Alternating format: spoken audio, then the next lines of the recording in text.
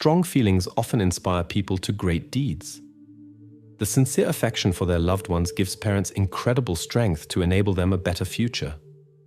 They are ready to overcome any obstacle for their relatives. However, even the purest emotions can sometimes lead to unexpected consequences. In the city of Dayton in Montgomery County, where more than 130,000 people live, Whitney Lynn was born into the Hostler family on the 27th of July, 1995. She had an older sister, Chelsea, with whom she was very closely connected from a young age. Whitney's parents' relationship was difficult. A couple of years after the birth of the younger daughter, the tension in the family reached its peak, and the couple decided to separate. The father was entrusted with the care of the children due to the mother's health problems. For a long time, the girls grew up without having much contact with her. Despite the family difficulties, Whitney was cheerful and friendly. She showed creative abilities, especially in drawing. When the father noticed her talent, he sent his daughter to an art school. When Whitney turned 12 years old, her mother, Kimberly, decided to return to the family's life after she had restored her health. At this time, Chelsea was already working and living alone. The younger daughter still lived with her father. The mother wanted the daughters to move to her. With Chelsea, the approach was difficult. She no longer needed maternal care. Whitney, on the other hand, was interested in the idea of having contact with her mother. They began to meet, take walks together, and eventually they came so close that Whitney moved to her. The next years, she lived with her mother and continued to stay in contact with her father. In high school, Whitney met Randy Ryder. Between them arose an affection that developed over time into a romantic relationship. The couple was together for several years before they introduced each other to their parents. Their feelings proved to be strong, and the young people were inseparable. After school, they looked for work together and planned to study at university. In the year 2017, Whitney learned of her pregnancy. Although the news came as a surprise, both families reacted positively to it. The parents on both sides supported the couple and considered the founding of a new family natural. The recently retired parents of the young man offered their help in raising the child while the young people would study and build their lives. The couple gratefully accepted this offer. Soon after, the lovers moved to the small town of St. Paris in the state of Ohio, where the future father's family lived. Initially, they lived in a small apartment and worked. After the birth of their daughter, they decided to move into Randy's parents' house. This step was supposed to make their life easier by allowing them to combine study and work. Additionally, it was financially advantageous. They did not have to pay rent. Grandma and Grandpa could spend more time with their granddaughter, which seemed to please everyone. In the large house, besides Randy's parents, his younger brother Rodney also lived. The age difference between the brothers was small. Rodney was also studying, working, and making future plans. They lived together as a large and harmonious family and supported each other. It seemed as if everything was going wonderfully. The following events were all the more surprising. On the 1st of October 2020, Randy appeared at the police station. He reported the disappearance of his girlfriend. According to his statements, he had last seen her the evening before. They had had an argument, after which he went to friends. The argument continued between Whitney and his mother Valerie, but he did not wait for its end. Randy told that they had planned to spend the evening together, but his beloved decided to stay at home. Later, friends of the young man were supposed to pick her up to drive together to a party. According to Randy, his friend came at the agreed time to pick up Whitney. However, she was not waiting for him as arranged. The friend tried to call several times, but without success. After waiting for some time in front of the house, he assumed that their plans might have changed and drove to the party to Randy. The friend hoped to meet Whitney there, but she was not there. He told Randy about the incident, which worried him. Randy also tried to contact the young woman, but she did not answer. Concerned, he called his parents, who were at home. According to their statements, Whitney had driven away shortly after him. A friend had picked her up by car. Valerie saw an unknown car with tinted windows in the driveway, which the young woman got into. However, the woman could not recognize who exactly picked up Whitney and how many people were in the vehicle. From this moment on, Whitney no longer made contact, and no one has seen her since. The young man waited another day, hoping that Whitney was visiting friends and would return. He called all acquaintances, but no one had seen Whitney. Randy did not find out with whom the young woman had driven away, and only then did he turn to law enforcement. Naturally, the investigators initially suspected Randy of involvement in what happened, because usually in such cases close persons are involved. But the young man had reliable confirmation of his statements, several eyewitnesses from the party. The parents had also seen how he left alone. At the celebration, Randy met friends and was with them until an acquaintance came and reported that he could not pick up Whitney. She had already driven away. This person confirmed Randy's account. The police officers contacted the missing person's mother to find out if the young woman had appeared at her place. She denied having met her daughter. According to her words, Whitney had promised to clarify all questions and soon return to her with the small child, due to problems with the child's father. The woman insisted that Whitney could not simply disappear like that. All this did not add up to a coherent overall picture, so the police officers took on the matter and began to organize the search for the missing person. On the 1st of October 2020, a man was walking through the forest around Kaiser Lake in the state of Ohio. When he reached a cliff, he noticed something unusual below.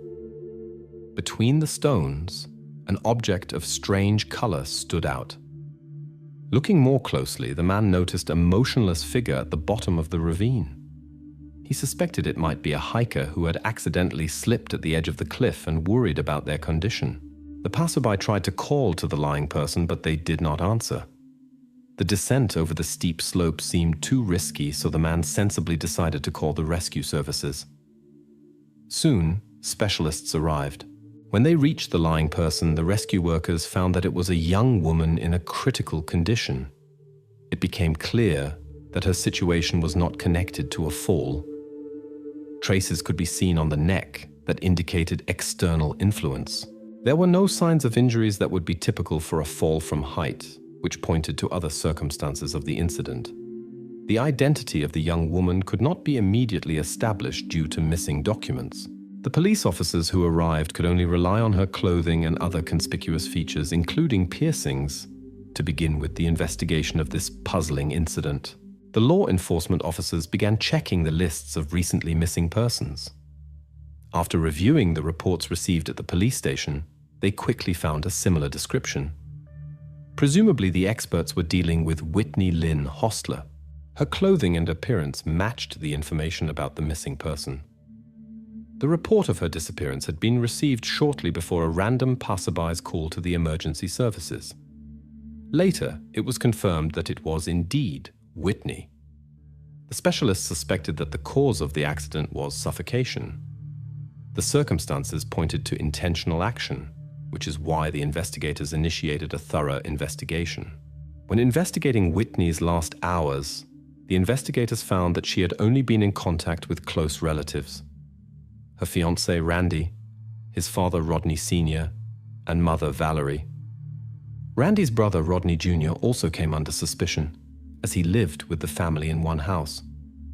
When the police officers arrived at the Riders' house, they met only Randy's brother. He informed them that the parents had taken the granddaughter and gone hunting. The officers decided to speak with the young man first. It turned out that Rodney Jr. was at work from morning until late evening on the day of Whitney's disappearance. This was confirmed by his colleagues and the surveillance camera recordings. When he returned home, it turned out that the young woman had been missing for several hours already, which is why the young man was immediately excluded from the circle of persons of interest. Randy, as was confirmed, was at a party during Whitney's disappearance and also aroused no suspicion. Questions remained about his parents. Rodney Sr. and Valerie were the only ones who allegedly saw how the young woman left the house and got into an unknown car after her son's departure. but no one else confirmed this. Randy's parents appeared at home only after 6 hours. They were covered in dirt and explained this by searching for deer in the forest, although this raised doubts. They could describe the car that the young woman had gotten into before her disappearance, but did not remember the license plate and the driver. They attached no importance to this, since they knew that Whitney was supposed to be picked up for the party. They assumed that it was the said friends, since the young woman calmly got into the car and apparently knew the driver. The police officers left the family's house around 19 o'clock when it became dark. Since they had not received important information from the witnesses, they decided to examine the place of the young woman's disappearance on the street, where, according to the parents, a suspicious dark red car with tinted windows had stopped next to their pickup. Unfortunately, there were no surveillance cameras there. As they walked past the pickup, the police officers accidentally noticed something unusual in the open truck bed. It contained several black garbage bags with traces of tape. Next to them lay women's flip-flops and gloves. Everything was dirty. The combination of objects seemed strange and resembled no hunting equipment. The law enforcement officers knew in which unpleasant cases such things are usually used. When examining the tape, the investigators noticed some torn-out hairs that resembled Whitney's hair in color and length. Inside, there was also a large, two-wheeled luggage cart. It was heavily soiled, as if it had recently been used on a country road. The investigators decided to proceed carefully and not draw the vehicle owner's attention to their discovery. They harbored the suspicion that the family might possibly be involved in the young woman's disappearance. For fear of alarming the potential suspects, the Ryder family, the police officers calmly returned to the house and asked for permission to examine the missing person's room. The investigators wanted to conduct an examination and obtain Whitney's mobile phone and computer for analysis. Valerie's parents agreed to let the police officers in. In the young parents' room, they found the missing person's phone as well as an almost empty roll of tape that was identical to the one found in the pickup truck bed with hair remains. The officers informed the owners about this and asked for explanations. These remained composed and began answering the questions. According to the parents, Whitney had cleaned her room that day, and the hair could have accidentally stuck to the tape when she was combing her hair. Allegedly, she had been sick shortly before the incident and had suffered from hair loss. Everyone, including Randy, confirmed this version. Despite the certainty in the statements and the absence of confusion, the investigators began to have doubts about the sincerity of Valerie and her husband. The family behaved quite calmly. One could see that they were worried about the young woman's disappearance, but they spoke clearly. The law enforcement officers noticed nothing unusual in the behavior of the mother and sons when they questioned them about the found objects. However, the older Rodney seemed very agitated. He thought for a long time before answering the investigators' question. The investigators became interested in his behavior and decided to question him at the station. There, the man told the same story as his son. According to his words, shortly before Whitney drove to the party, there was a fierce argument between her and Valerie. First, the young parents argued in their room, then the young man's mother intervened. Whitney was angry. She claimed to have evidence of her beloved's infidelity and wanted to separate from him. She wanted not only to leave him, but also to return to her mother with the daughter. The man recounted that Valerie, when she heard the noise, rushed to the young people and tried to calm the young woman. She wanted to talk with her and convince her that Whitney was mistaken about her son. During this conversation, Randy became angry and drove alone to the party. The family head admitted that they later succeeded in calming the young woman. She drove away with friends in an unknown car. In doing so, Whitney agreed to continue the conversation with Valerie later, but did not return, and they do not know what happened to her. Rodney Sr. also confirmed that his son was indeed flighty and had another girlfriend. They learned this when she announced her pregnancy. This happened a few days before Whitney's disappearance. She was certain that the child was Randy's, and therefore decided to keep it. The whole situation aroused suspicion, especially because the young man had concealed these details during the first conversation with the investigators. Moreover, his relatives could have had a motive to get rid of the young woman. Randy was asked to come to the station for questioning. First, he was asked why he had not mentioned the reason for the argument, which was connected to another young woman. The young man explained that he did not want to immediately reveal this delicate point, since he believed it would not affect the search for his girlfriend, and he did not want to compromise himself. At this time, Whitney's sad fate was not yet known. However, the investigators suspected that exactly this fact, as well as the discord with the young man's parents, could have played a fateful role in the protagonist's fate. Then Randy confirmed his father's statement. He admitted that he and Whitney were in his room on the first floor during the argument. The young woman began the argument and accused him of infidelity. She declared her intention to end the relationship and go away with the child. The mother intervened. They discussed heatedly and went downstairs. Soon the argument fell silent, but the young man heard strange noises. These noises caused him no uneasiness or suspicion. Randy remained in his room and paid them no attention. When everything became quiet, after some time his father came to him, who looked very agitated. The man turned to him with an unexpected request. He asked his son to leave the house for a few days and stay in a place where he could easily be found. Randy did not ask for the reasons for this strange request. He simply packed the necessary things and made his way to friends with whom he wanted to spend the evening. After that, Whitney no longer appeared.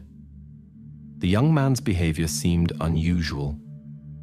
The investigators were puzzled why he so willingly left the house at his father's request without inquiring about what had happened downstairs.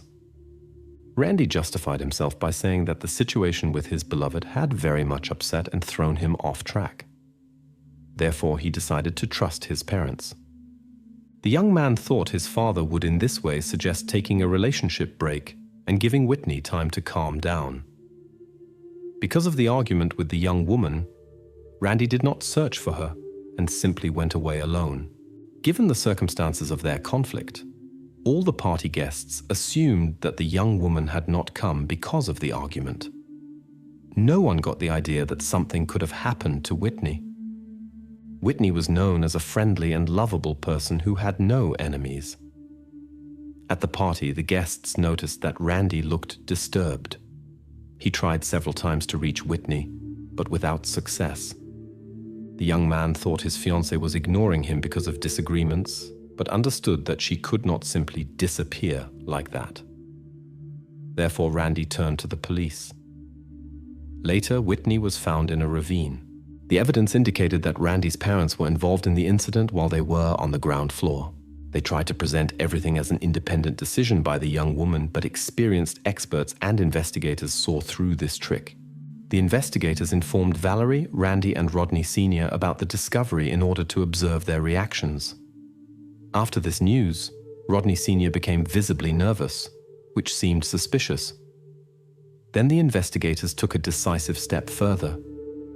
They showed the family patriarch photos from Whitney's discovery site without hiding unpleasant details. When he saw the condition of his granddaughter's mother, the man broke down. This psychological trick helped uncover the truth, Rodney Sr. began to tell.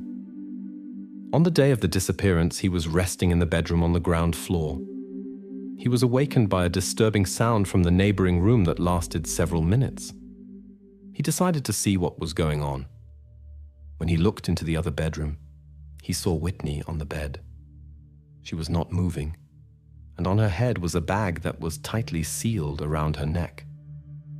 Next to the bed stood Valerie with a roll of tape in her hand. The man said that he had fallen into a paralysis, and the next hours passed as if in a fog. His wife explained that anger overcame her when she realized that she would never see her granddaughter again. She lost control of herself and went after Whitney. Rodney Sr. said no word and helped his wife mechanically. First, he sent his son away so that he would not see what had happened. When he returned, he found Valerie trying to put Whitney into large plastic bags. Valerie asked him to get a cart and a large bag. After they had packed Whitney, they loaded the bag into the pickup together. Arriving home, they thought for a while about where to drive next. They decided to go to the cliff at Kaiser Lake. On the back seat, they put Whitney's little daughter, as they did not want to leave her alone at home. They arrived at the location late at night. The little one was sleeping, unaware of what was happening. Afterwards, they took the bags, tape remnants, the bag and the cart with them, with the intention of eliminating the evidence later, but fortunately for the investigators, they did not manage it. Rodney Sr. was very nervous during his statement, while Valerie remained calm in the next room. The investigators questioned the suspects separately, and Valeria knew nothing about her husband's confession. She behaved distantly and insisted on her version of events. But everything changed when she was told about her husband's statements. Valeria dropped her mask and confirmed his account. According to her words, she heard a loud argument between Whitney and Randy.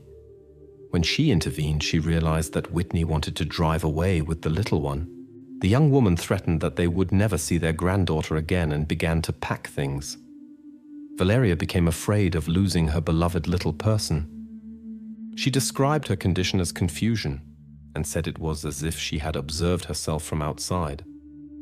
Valeria insisted that she did not want to cause Whitney irreparable harm. Rodney appeared in the doorway and froze at the sight of what was happening. Valeria instructed him to take Randy away to provide him with an alibi. The further narrative matched her husband's words. Valeria insisted that she had acted in affect, without being aware of her actions. Her confession shocked the police officers, especially because everything happened in the presence of the little granddaughter. The investigators had to find out whether the incident was the result of a sudden emotional outburst or a premeditated action. The law enforcement officers arrested Valerie and Rodney Sr. Randy did not come under suspicion, as no evidence was found against him. This triggered a wave of dissatisfaction among the residents and the relatives of those affected. Many were convinced of the young man's involvement in the incident with his fiancée. It was suspected that the parents had decided to cover for him so that he could continue to care for his daughter. Since Rodney Sr. was not present at the time of the incident and did not help his wife, assumptions arose that Randy could have been an accomplice and then driven to a party. These assumptions seemed justified as the young man had already concealed some details during the first conversation with the police. There were also doubts about how an older woman could deal with the young and strong Whitney. However, this was possible if Valerie was indeed in a state of strong emotional agitation. Randy rejected all accusations and successfully passed a lie detector test. Due to lack of evidence, he was not charged in connection with Whitney's disappearance. Until December 2020, the couple was in custody awaiting trial. During this time, the 54-year-old Rodney Sr. offered the prosecution a deal. In exchange for a confession and help with the investigation, the man received only 3 years in prison. He was released on the 28th of March 2023.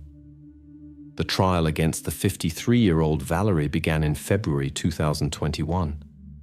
The defense tried to prove her innocence. They claimed the incident with the victim was the work of unknown persons. Then the lawyers insisted on the guilt of Randy and Rodney Sr. However, the prosecution refuted these arguments. On the evidence, traces of Valerie and the victim were found. Some objects bore fingerprints of Rodney Sr., which indicated Valerie's involvement in the incident and the subsequent actions. Her husband and son Randy testified on the side of the prosecution against her. This took away the defense's chance to acquit the defendant. Finally, the jury found the woman guilty of the serious crime and evidence tampering. She was sentenced to life imprisonment with the possibility of early release after 21 years.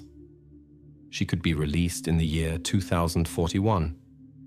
It is known that Chelsea, the victim's sister, received custody of Randy and Whitney's child. The upbringing is taken over by the Hostler family, and contact with the father and his relatives is forbidden to the girl. Usually every crime has a reason, and based on this, investigators try to understand who might have been involved in the incident and under what circumstances. Sometimes, however, people's actions remain inexplicable, although they can have serious consequences for innocent people. In the year 2004, California became home to 2 unique summer camps. Rock and Water, and El Dorado. These places were not just ordinary children's camps, but true centers for mental and physical development under the leadership of Lindsay Cutshall and Jason Allen. Lindsay, a 22-year-old woman from Ohio, grew up in a pastor's family and received homeschooling. Jason, a 26-year-old native of Michigan, also came from a deeply religious family. Their paths crossed 2 years before the described events at a biblical college in West Virginia, where Lindsay studied. As they themselves said, the spark immediately jumped between them. In the camps, Rock and Water and El Dorado, Lindsay and Jason not only organized rafting tours and ensured the children's safety, but also taught them the basics of wilderness survival while conducting conversations about biblical topics. Their work approach was a unique combination of adventure and spiritual growth. After 5 months of courtship, Jason made a traditional visit to Lindsay's parents in Ohio to ask for their blessing for marriage. After receiving consent, the couple began making future plans. They dreamed of their own house, and even of founding their own summer camp where they could fully realize their ideas and interests. Working as head counselors in existing camps was for them a step toward realizing this dream. They organized hikes, held Bible classes, and approached their goal step by step. Lindsay and Jason's wedding was scheduled for the 11th of September 2004. Shortly before this date, the couple conducted a kind of rehearsal of the wedding evening to prepare for the upcoming celebration. Their honeymoon plans matched their characters. Instead of a luxurious resort, they chose an active vacation by the river in West Virginia. Although they had the opportunity to spend their vacation under more comfortable conditions, Lindsay and Jason preferred to remain true to their love of nature and adventure. They planned to combine romance with active vacation, which completely reflected their life philosophy and common interests. The young couple stood on the threshold of a new chapter in their lives, full of hopes and future plans. Their love story and shared dreams seemed to be the beginning of a long and happy journey together. On Friday, the 13th of August 2004, around 7 o'clock in the evening, Lindsay and Jason finished their workday at the summer camp. They decided to treat themselves to a small vacation before leaving California. Lindsay dreamed of seeing San Francisco, so the couple set off in Lindsay's red Ford Tempo from '92, after entrusting other counselors with the leadership. The young people planned to return on Sunday at 6 o'clock in the evening. When the camp staff woke up on Monday morning, they found that Lindsay and Jason were still absent. This was completely atypical for the normally punctual and responsible couple. Attempts to contact them remained unsuccessful. Worried counselors called the young people's parents, hoping to learn something about their whereabouts, but no one had information. Without losing time, the camp staff turned to law enforcement agencies. Knowing the couple's active lifestyle, they feared that the lovers might have gotten into a difficult situation during their trip. While waiting for a response from the authorities, Lindsay's and Jason's relatives decided to begin the search themselves. However, they encountered a serious problem. No one knew exactly where the couple was located. The future spouses had planned to visit San Francisco, but they also loved exploring the surroundings, visiting lesser-known attractions and remote beaches.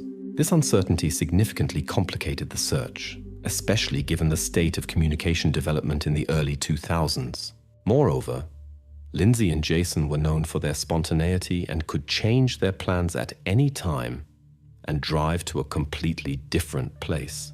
In fact, the future spouses could be anywhere, and their search resembled trying to find a needle in a haystack. Considering that the young people were supposed to return to camp by the end of the weekend and had not reported in, concerns about their well-being arose. A sudden disappearance seemed unlikely, as the couple was supposed to marry in a month.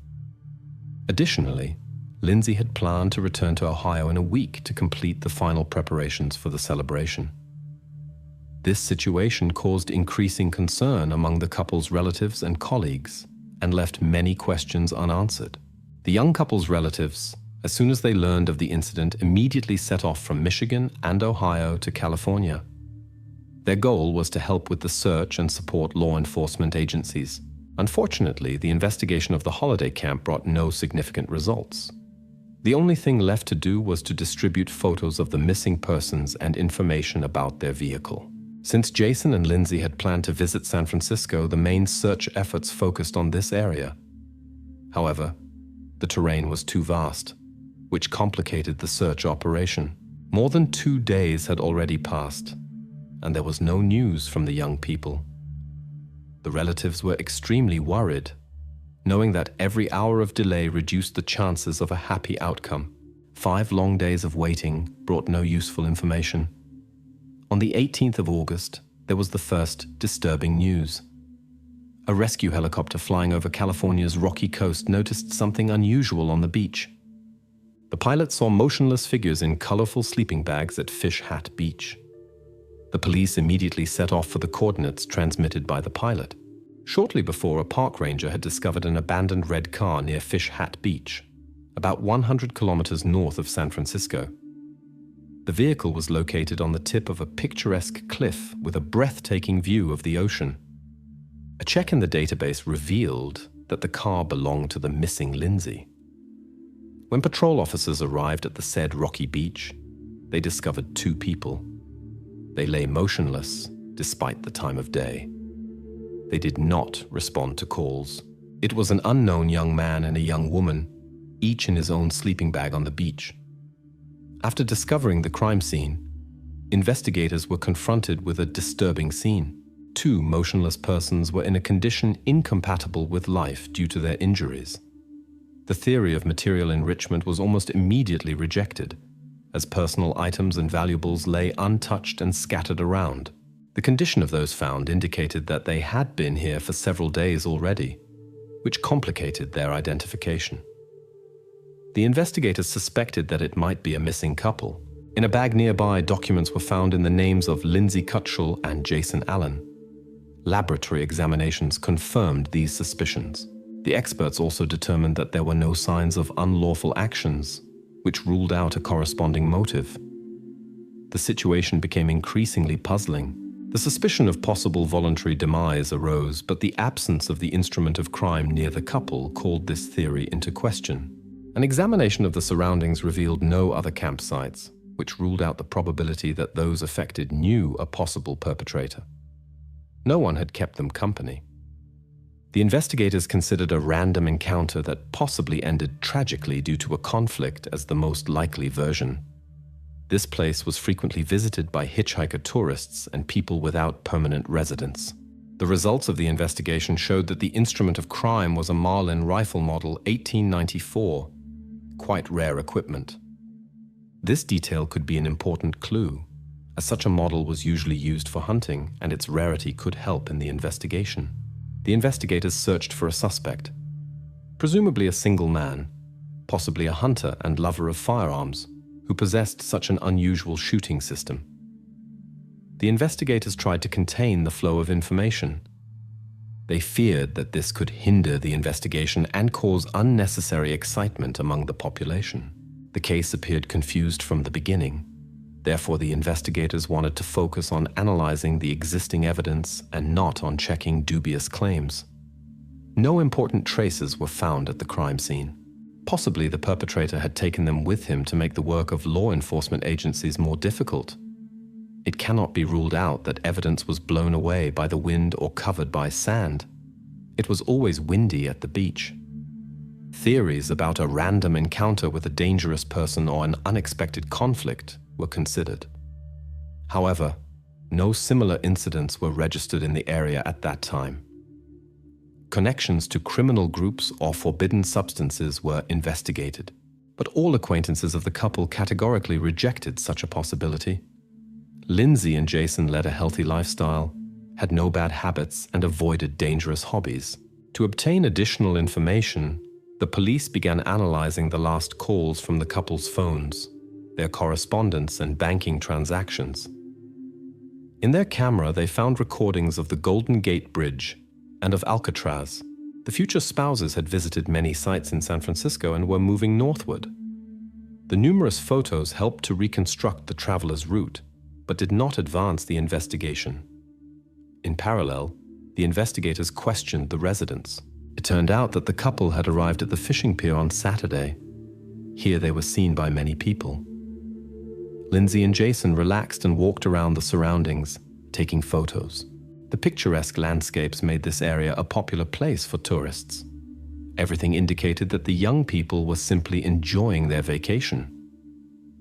According to eyewitnesses, Lindsay and Jason behaved calmly and argued with no one. The investigators could not discover any disturbing signs in their behavior.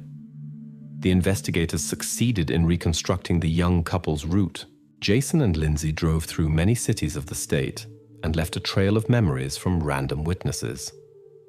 Everywhere, they were remembered as cheerful and carefree travelers. They stopped at various places, enjoyed the local cuisine, and visited sites. No one noticed anything suspicious around them. A woman contacted the police with information that she had seen the couple on Friday and Saturday, on the days when they left the camp. According to her words, Jason and Lindsay tried to book a room in a beach hotel, but due to the tourist rush, all places were occupied. Despite the failure with accommodation, the couple was not discouraged. They had breakfast and lunch in the hotel restaurant and chatted with the staff. The manager of the establishment noticed that the young people looked absolutely happy and in love. Jason and Lindsay tried again to find a free room for the night, but unsuccessfully. The hotels in the area were overcrowded due to high season. After that, the couple's trail is lost for a while. The investigators could not determine exactly why the lovers ended up at this particular beach. The theory was considered that they might have been deliberately directed there, but this did not match the facts. All the couple's valuables remained untouched. It is known that Jason and Lindsay told of their plans to go to the beach and set up camp there during breakfast at the hotel on the 14th of August. In the evening, they reached the rocky coast above the shore zone. To get down to the water, one had to overcome a steep slope. They left their car at the top, next to a tourist hut. In the hut, there was a guest book for the vacationers. When checking the entries, the police discovered that Jason had left an entry there on the day of his arrival. He shared his impressions of the wonderfully spent time with his fiancée and expressed his gratitude for the happy moments. The investigators did not succeed in finding traces of foreign vehicles or strangers at the beach at that time. There were no signs of resistance, which confused the investigators. However, the main problem was not the search for a motive, but the complete lack of clues for searching for the perpetrator. This uncertainty lasted until 2006. During this time, previously secret details were made accessible to the public. The investigators decided on this step in the hope of obtaining new valuable information and gaining more witnesses. New facts were also revealed. During the examination of the beach, for example, a bottle of a drink rare for this area was found, which was presumably bought in Wisconsin. In addition, a notebook with poems was found, which however did not belong to those affected. The connection of these objects to the incident remained questionable. Near Lindsay's car, an unusual hat was found, but with that the traces were exhausted. The problem was that all these things did not have to belong to the perpetrator, but to someone from the thousands of tourists who annually visit these places. To attract public attention, a reward of $50,000 was offered for information that could lead to the capture of the perpetrator. The exact time of the incident remained unknown. The couple was last seen at the hotel on the morning of the 14th of August. Therefore, it was assumed that the incident had taken place either on the night of the 14th or on the morning of the 15th. A rush of calls began, over 1,000. People clung to every possibility to obtain the high reward. This meant additional work for the police. Every report had to be checked. The senselessness of the incident was devastating. According to statements from close ones, those affected had no enemies or ill-wishers and no criminal past. It seemed as if they had been sleeping peacefully when the inevitable happened. The horror seized not only the relatives of those affected. As the information spread, the locals began to avoid the beach where the incident had occurred. Against this background, the public demanded from the police the fastest possible arrest of the perpetrator and the guarantee of safety. But the law enforcement officers were not sitting idle either. Throughout the entire investigation, the investigators had several persons of interest. One of them was a homeless person from Wisconsin. He denied any involvement in the incident, although according to law enforcement agencies, he had been near the beach at the time of the occurrence. It was suspected that the found bottle could belong to him. The man agreed to undergo a lie detector test, which he passed without difficulties. Moreover, his DNA did not match the sample from the bottle. Thereupon, he was released. Soon after, another person came into focus, Sean Gollan, to whom a female resident had pointed. He showed conspicuous behavior, possessed an extensive collection of shooting equipment, was an enthusiastic hunter, and had problems with forbidden substances. Sean matched the description of the alleged perpetrator. His arsenal was checked, but the sought weapon was not found. He denied any involvement in the incident, and no evidence was found against him. Therefore, Sean was also released. At times, even a connection to the notorious Zodiac perpetrator was considered, due to similarities in the procedure. Information emerged about another person who attracted the investigators' attention. He also turned out to be homeless and could have been in the area at the time of the crime. The residents knew him due to his inappropriate behavior. Inhabitants had repeatedly seen the man wandering around the vicinity, also with a dangerous object. One tried to avoid him and drove him away from everywhere. This person turned out to be the 62-year-old Joseph Henry Burgess. He was extremely religious and led a hermit's life, which he explained with waiting for a divine revelation about his destiny. In the year 1977, Joseph lived in a group of homeless people in Canada. Two young people joined them, the 20-year-old Durant and the 19-year-old Leif Carlson. Joseph was dissatisfied with their presence and tried to drive them away, but the young men remained. 4 days later, the young people were found motionless in sleeping bags at the beach. The circumstances were amazingly similar to those of Lindsay and Jason. After that, Joseph disappeared. He became the main person of interest for the police in connection with the incident in Canada. They searched for him for years. Gradually, the local investigators came to the conclusion that he was no longer alive, since the search remained fruitless. The case was practically filed away and only reopened after the incident with Lindsay and Jason in the year 2004. The investigators, when analyzing similar cases, came across information about an incident that was almost 30 years old. Despite the statements of residents after the incident with the future couple on the beach, Joseph again disappeared from view. He did not come into the sight of law enforcement until 2009. During this time, a series of unauthorized intrusions for the appropriation of valuables in New York houses was investigated. The investigators pursued the suspect to Mexico. During an escape attempt in one of the houses, a shootout occurred in which the suspect was neutralized. This happened on the 16th of July 2009. The identity of the subdued person was established as Joseph Burgess. Law enforcement took a DNA sample and compared it with the evidence found at the scene of the incident with the young couple. However, they did not match the traces on the beer can, so the investigators had to exclude this dangerous man from the circle of main suspects. Nevertheless, the public considered Joseph responsible for the tragedy for a long time.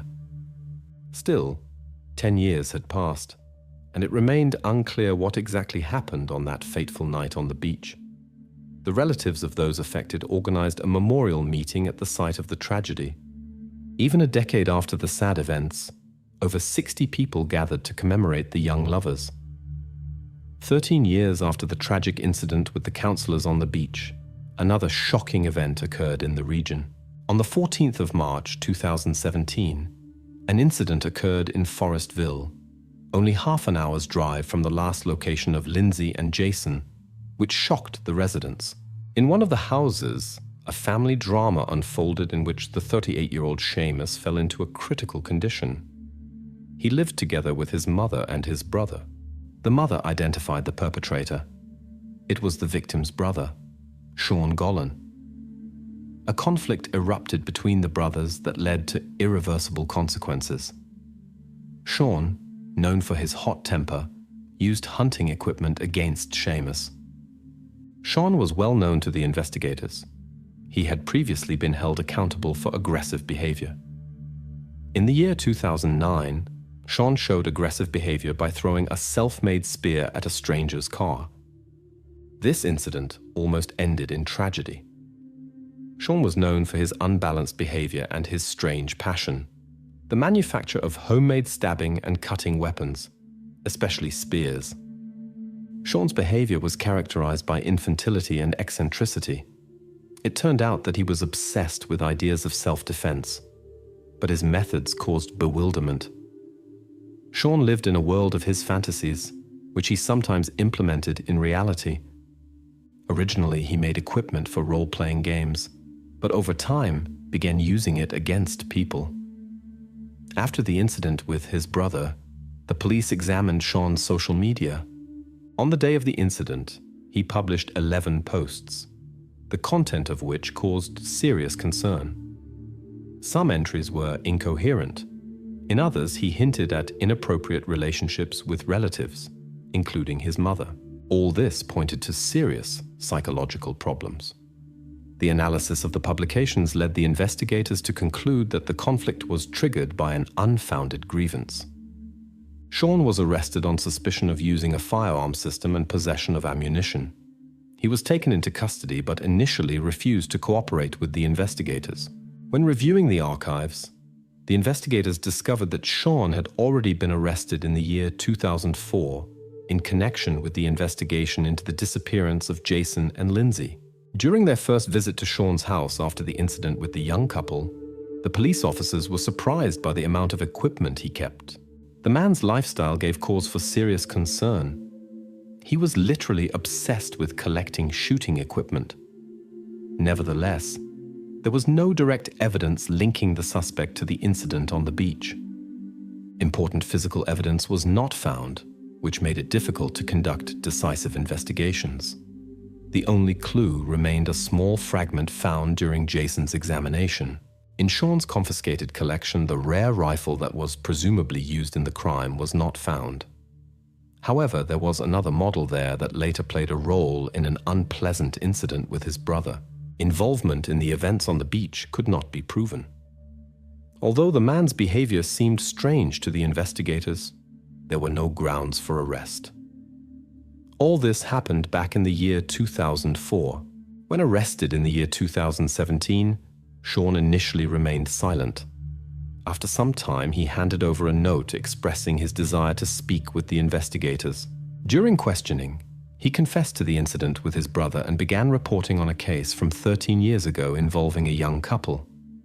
He shared details that could only be known to a person involved. This meant that justice had finally caught up with the perpetrator of the tragedy of two young people. The families of those affected showed relief and gratitude when they learned the news. After Sean's confessions, it was decided to conduct an additional verification of the information. During the examination of his correspondence, suspicious messages from a former girlfriend were discovered. She inquired whether it would be worth reporting Sean to the authorities for a reward of $50,000. The woman hinted at his involvement in several incidents for which he had escaped responsibility. Despite the disturbing content, the former girlfriend seemed to have decided not to act. The investigators planned to question her about Sean's possible connection to the beach case.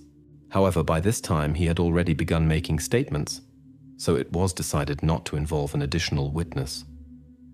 Sean told the investigators that on that fateful day he went to the beach assuming he would be tracking a wild animal. Suddenly, he encountered a sleeping couple in sleeping bags.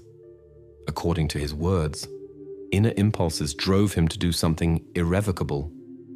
The young man became the first victim. He could not even wake up. The noise woke the young woman, but she too could not react in time to the unexpected incident. Out of fear of persecution, Sean collected the evidence in a tin can and hid it in the bushes on his father's property. A decade later, the investigators discovered this important piece of evidence, which became the key evidence against the suspect. Sean explained his actions by a mental disorder that was intensified by the consumption of prohibited substances and alcohol. He claimed to have heard foreign voices. The investigation revealed that Sean's relatives had concealed the truth for years. A week after the incident, Sean handed over the object of the crime to his father.